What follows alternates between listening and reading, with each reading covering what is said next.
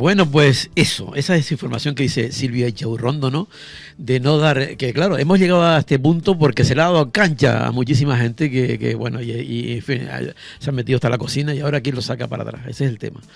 Bueno, vamos a hablar con Manolo Monerejo, como antes les comentaba, que es politólogo y ha estado con nosotros analizando temas políticos, y vamos a hablar a ver cómo ve él esto que yo antes le estaba comentando a todos los oyentes, en el sentido de que nos echamos las manos a la cabeza día a día, viendo lo que hace, lo que no hace, la capacidad de asombro, yo no sé ya ni dónde está, desde que aparece la era Trump, y yo creo que en fin, que a todo el mundo eso le llama la atención. Manolo, muy buenos días. Hola, buenos días, ¿qué tal? ¿Qué tal? ¿Cómo estás? Bien, estoy aquí dando vueltas por Sevilla, por mi tierra. Ah, qué bueno. Bueno, pero tú siempre tienes para siempre Jaén, ¿no? Sí, para siempre Jaén, porque eso, y de allí voy con mucha frecuencia, pero voy dando vueltas por el mundo, ¿no? Ahora he estado viviendo una larguísima temporada en Madrid y ahora vivo de nuevo en el sur, en Sevilla, y bueno, cada vez más cerca de mi tierra, que es de lo que se trata. Exactamente. Manolo, ¿qué me dices? Yo estaba diciendo que diariamente nos echamos las manos a la cabeza con el tema de Trump. ¿Tú qué me dices? ¿Qué análisis haces de que lo que está pasando, del papel en Europa, en fin? Como me decía un profesor a mí, ilústrenos.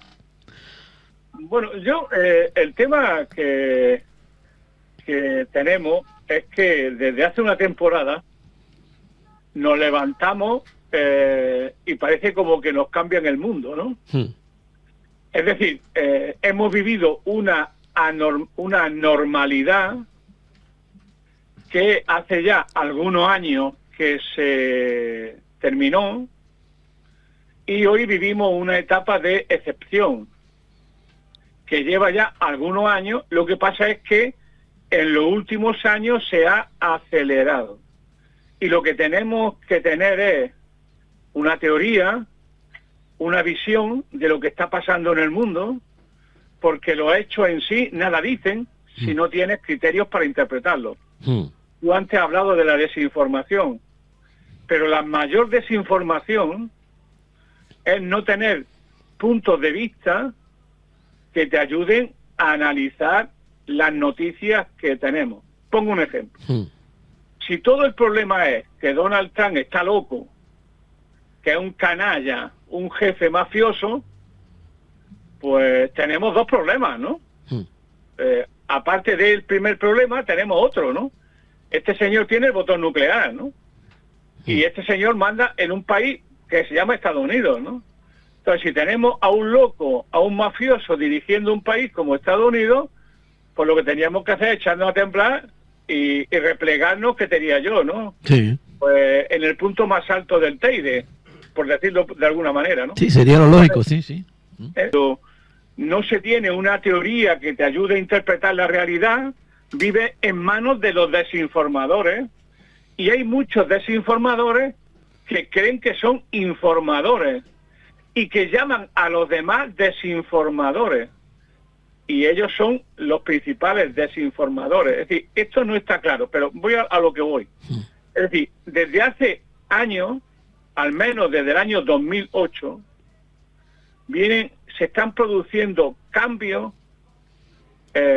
profundos en las relaciones internacionales, que tienen que ver, no solo, pero que tienen que ver con dos hechos fundamentales, que están relacionados, que es el declive de una potencia imperial, Estados Unidos, y el ascenso de una nueva potencia que por primera vez desde el año 1945 está en condiciones de competir económica, tecnológica, comercial y militarmente con Estados Unidos.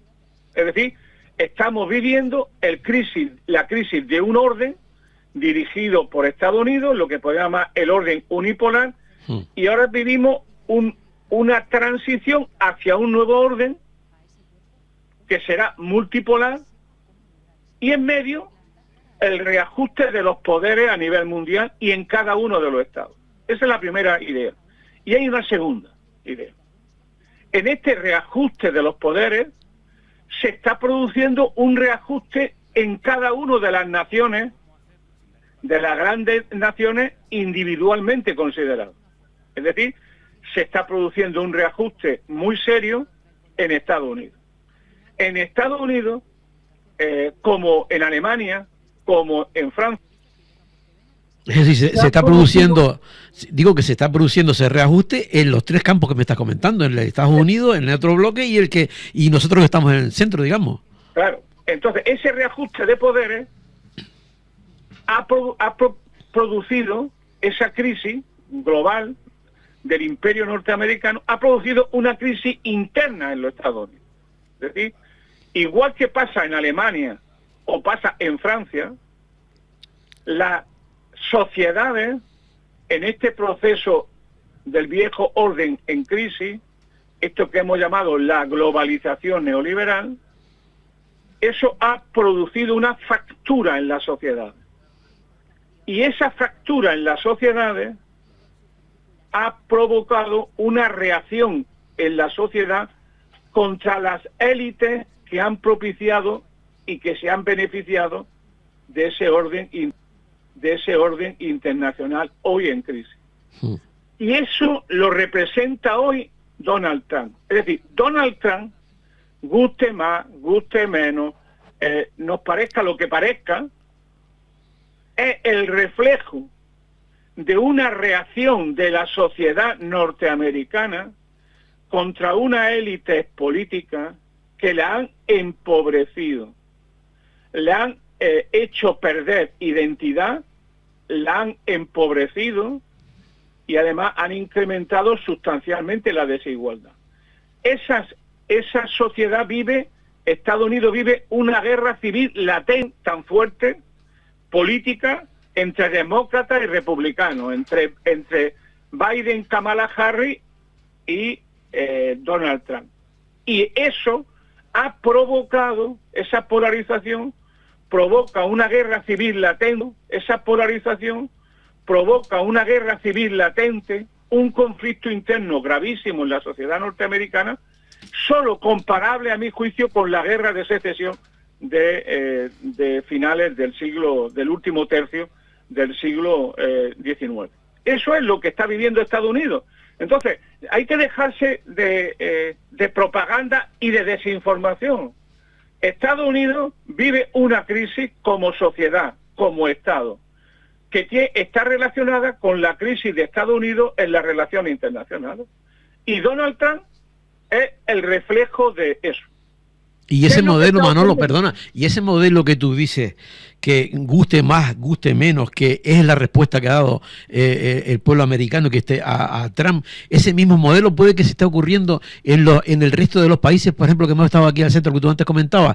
Es decir, la falta de respuesta hace que las clases, que la ultraderecha, hace que las clases, que la ultraderecha crezca también, ¿o no? Yo creo que lo acabas de definir maravillosamente, mucho mejor que yo. Eso es lo que está ocurriendo. O sea, lo que está ocurriendo es que las élites políticas, lo diré un poco así más técnicamente, las élites globalistas, porque son así, las élites globalistas que han agrupado a derecha e izquierda, han provocado una fractura en las sociedades, una reacción de las sociedades que ha sabido ser interpretada por la extrema derecha, y sobre esa reacción y sobre lo que podríamos llamar chivo expiatorio, han construido un discurso precisamente que manipula ese sentimiento de frustración, de pérdida de identidad y de referente en la que la han sumido la élite dominante. Y todo el mundo sabíamos desde el año 2008, desde la crisis de la subprime, que el mundo estaba empezando a girar y que el mundo multipolar ya estaba ahí. Lo que lo dijimos, fuimos insultados, malinterpretados, manipulados, pero da igual, no tiene mayor problema. El problema de fondo que hoy estamos viviendo es que ante esa situación, el establecimiento americano, el establishment norteamericano, tenía dos grandes opciones. Una era oponerse al mundo multipolar y seguir defendiendo los viejos privilegios de poder que para Estados Unidos tenía el orden internacional que ellos mismos habían construido después de su victoria sobre el Imperio del Mal. Es decir, oponerse a este mundo multipolar, defender a machamartillo militarmente el mundo anterior, o bien abrirse al nuevo mundo e intentar gobernarlo. Eso era seguramente la mayor diferencia en política internacional entre Biden y Donald Trump. Donald Trump intentó cambiar de política internacional en su primer mandato, no lo pudo conseguir porque el partido, dentro de su propio partido, tenía enemigos muy poderosos y la influencia de los demócratas era enorme en la sociedad norteamericana. Fue derribado de aquella manera y ahora surgió una nueva élite, que era la vieja élite demócrata, que tenía una obsesión, que era vencer a China costara lo que costara. Y para vencer a China, ellos tenían individualizaron que el eslabón más débil era Rusia y que había que provocar a Rusia y meterla en una guerra que ellos sabían que nunca ganaría Ucrania, pero ellos tenían la percepción, y esto es muy importante, de que una guerra de desgaste contra Rusia significaría el fin de Putin y la desintegración del Estado ruso. Eso no ha ocurrido. Y prueba de que no ha ocurrido es que en las elecciones presidenciales siguientes ganó de nuevo Donald Trump. ¿Esto qué ha ocurrido con esto? Que ha dejado a la élite occidentales, a la élite europea, comprometida hasta las cachas con la estrategia de Biden planificada por la OTAN, la ha dejado con el culo al aire. Claro, y ahora. Contrapié. Claro. Y ahora tienen que decirle a sus poblaciones que el mal es también Estados Unidos, que el mal ya no es solo Rusia, que el mal ya no es solo China, es también Estados Unidos, su aliado estratégico, su protector, el que mandaba es también malo. Claro, ¿esto cómo lo explica? Claro. ¿Y cómo se lo explica el señor Zelensky después de lo que le dieron ayer en Estados Unidos?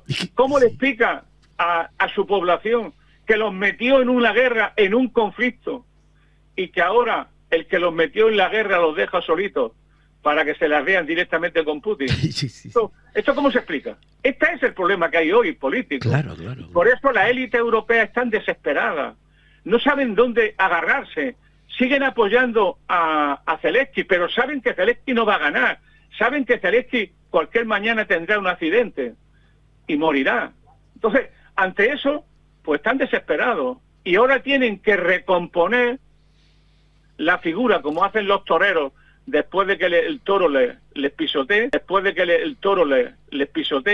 pues es lo que están haciendo ahora. Ahora están obligados a defender a un señor que saben que políticamente está muerto, si no lo estará físicamente dentro de poco, y que tienen ahora que a los pueblos darle la explicación que lo han metido en una guerra, que han construido un enemigo y que ahora tienen que apechugar con las consecuencias, que es justamente... Y ahora, Manolo, vienen los aires de en esa historia que estamos, que parecemos pollos sin cabeza, ¿no?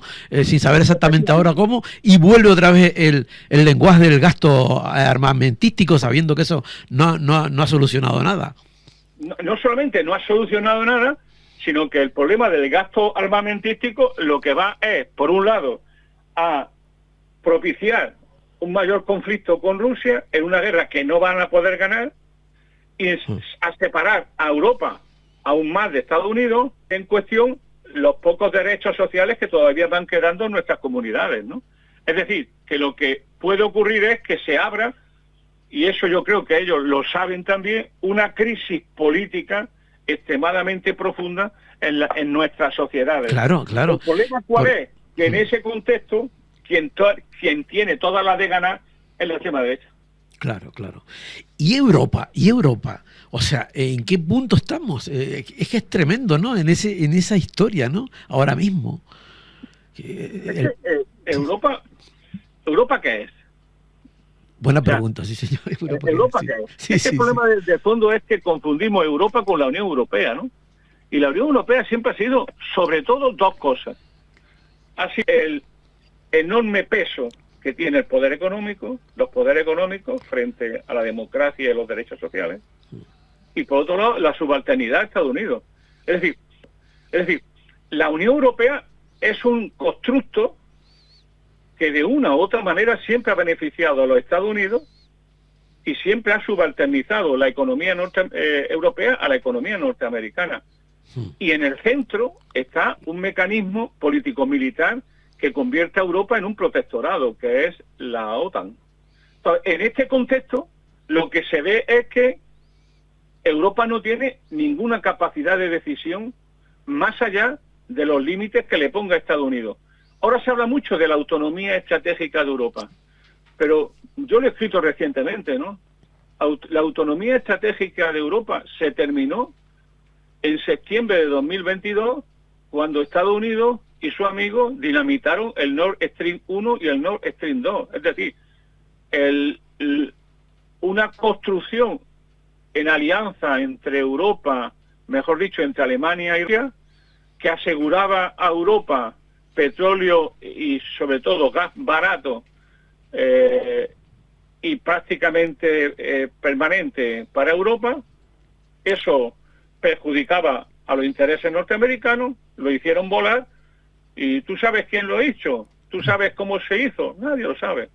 Y no ha habido ninguna investigación, y es porque todo el mundo sabe que si se investiga, aparecerán los servicios secretos norteamericanos, seguramente en alianza con Polonia y con Ucrania, para cargarse una construcción europea que te daba capacidad de juego que ahora no tiene y que solamente está beneficiando a Estados Unidos. Claro. Manolo, ¿tú no tienes la impresión de que, por ejemplo, todos los movimientos políticos, tú has estado también metido en el tema, en fin, todos sabemos cómo más o menos funciona el tema, pero yo, ahora, por ejemplo, yo creo que hay una cosa que se, en fin, que se destaca muchísimo, y es que no hay filtro alguno,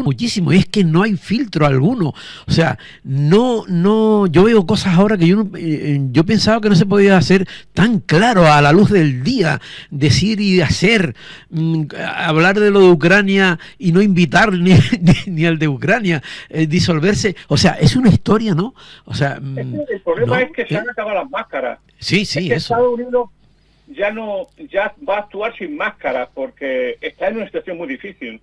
Es decir, cuando una potencia, es que como ya no se estudia historia ni en las universidades, ni en la escuela, ni en los institutos, pues nunca sabe uno nada, ¿no? Pero si se estudiara un poquito de historia, veríamos el enorme problema que significa para un imperio dejar de serlo. Las enormes consecuencias que significa para un imperio perder su condición perder su condición de control y de dominio tecnológicos, militares. Ese mundo del cual, por ejemplo, España tuvo una larga experiencia, Gran Bretaña tuvo una larga experiencia, Holanda tuvo una larga experiencia, y imperios como el chino también la tuvieron esa larga experiencia, cuando, por no hablar del Imperio Romano, cuando esos imperios pierden su condición o la ponen en peligro, esos imperios saltan, saltan, se endurecen y te vienen a decir, oye, hasta ahora he podido mandar mansamente porque yo tenía el control, el mando y las capacidades. Ahora eso está desapareciendo. Claro. Y se acabó la normalidad. Ahora viene la excepción. Ahora viene un periodo donde tenéis que trabajar para mí. Y eso, que puede parecer lo están cumpliendo gente como Milei. Lo están cumpliendo toda la gente que de una u otra manera están impulsando en América Latina las nuevas derechas. Es decir, la vieja élite que siempre han tenido como referente y han sido parte del dominio global de Estados Unidos, se están hoy recomponiendo en todas partes en función de los intereses del que ha mandado hasta el presente y que no quiere dejar de seguir mandando. Eso es lo que está ocurriendo. Y lo que va a ocurrir en Europa Es decir, si esta clase dirigente actual no es capaz de sintonizar con Estados Unidos, será sustituida por otra más favorable a los intereses de Estados Unidos. De eso va a pasar. De eso pasará no tardando mucho. Y en esas condiciones es donde se nota que hay un pequeño problema, que los pueblos y la izquierda no aparecen por ningún lado. Claro, claro. Mira, Manolo, ya para finalizar, que nos hemos quedado sin tiempo. Y en el otro bloque que tú comentabas antes, esos tres bloques, el bloque emergente, China, que avanza, ¿no? Avanza, no ha disparado un tiro aparentemente, es otra historia. ¿Sería impensable que Europa guiñara de alguna manera al otro lado? No, eso es imposible. Claro, sería lo es que, ¿qué pasaría? Es que eso es impensable de pensarlo, ¿no? ¿O qué? Claro, eso es impensable porque estas élites están comprometidas con una política subalterna con Estados Unidos. Claro. Estas élites son élites pro-norteamericanas. Son todos, desde Pedro Sánchez, pasando por Macron y pasando por el nuevo canciller alemán, Merz. Es decir, todos estos sectores son élites pro-norteamericanas, pro-OTAN, pro-Unión Europea. Es decir, son élites acostumbradas a mandar bajo el paraguas de Estados Unidos.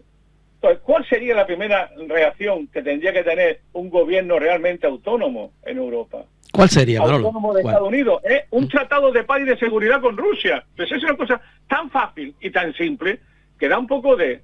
es tan evidente que malos son los tiempos donde hay que defender lo evidente. Lo primero que habría que hacerse es lo que Putin y Gorbachev, Yeltsin y Putin han venido diciendo desde siempre.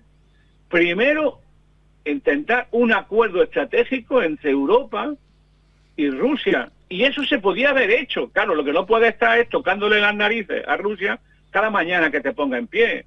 Y lo que no puede es rodearla de bases militares, rodearla de artefactos estratégicos militares como la OTAN, y además intervenir activamente sobre sus poblaciones. Claro, eso no lo van a consentir los rusos, no lo va a consentir Putin, ni ningún presidente que sea pero tocar en la puerta para ese diálogo, aunque fue no se hizo, no era impensable, ¿no? Era impensable porque Estados Unidos estaba en contra. Claro. Porque para la política anglosajona, para los que saben un poco de la historia de la geopolítica, sabrán que el primer eje de cualquier política anglosajona es impedir que una alianza entre Alemania y Rusia. Eso es lo que ellos no pueden permitir. Y siempre ha sido el gran problema que ha tenido Alemania, que no la Alemania de Bismarck, pero sí la Alemania de Guillermo II y la Alemania de Adolfo Hitler, que es no entender que la condición para una Alemania fuerte es una alianza estratégica con Rusia. Que además, Gorbachev, que la unidad alemana se hizo gracias a Gorbachev, no gracias a Estados Unidos, no gracias a Francia, no gracias a Gran Bretaña. Fue Gorbachev el que llegó a la conclusión, se ha demostrado que era un iluso, de que una Alemania unida viraría hacia una alianza estratégica con Rusia. Eso lo intentó hacer Schröder, eso lo ha intentado durante muchos años Putin con la señora Merkel, no funcionó porque Estados Unidos, como Gran Bretaña, se han opuesto y se opondrán siempre a un acuerdo entre Alemania y Rusia. Y ese acuerdo está abierto. ¿Qué ocurre? Que ¿quién va a hacer ese acuerdo? ¿Lo va a hacer Zelensky? ¿Lo va a hacer Macron? ¿Lo va a hacer la señora Meloni? Es que el problema de fondo es ese, que son élites comprometidas con el imperio, sí, y que ahora el imperio ha cambiado y hoy ellos tienen que hacer una cosa muy dura, durísima, que es envainársela. Total. Manolo, gracias por el ratito que has estado, como siempre, diciéndonos ese punto de vista y haciéndonos pensar, que eso es importante. Seguimos en contacto, ¿vale? Vale, que te vaya bien. Venga, gracias, chao. Hasta otra. Chao, chao. Bueno, pues planteamientos, ¿no? Reflexiones, ¿no? De lo que pasa, de cómo tenemos que, en fin, reflexionar y pensar y no irnos tan rápido a al efecto de llamada rápida, sino que hay que matizar y mentalizarla y pensar las cosas, ¿no? Bueno, vamos con la primera tema musical, como antes les comentaba.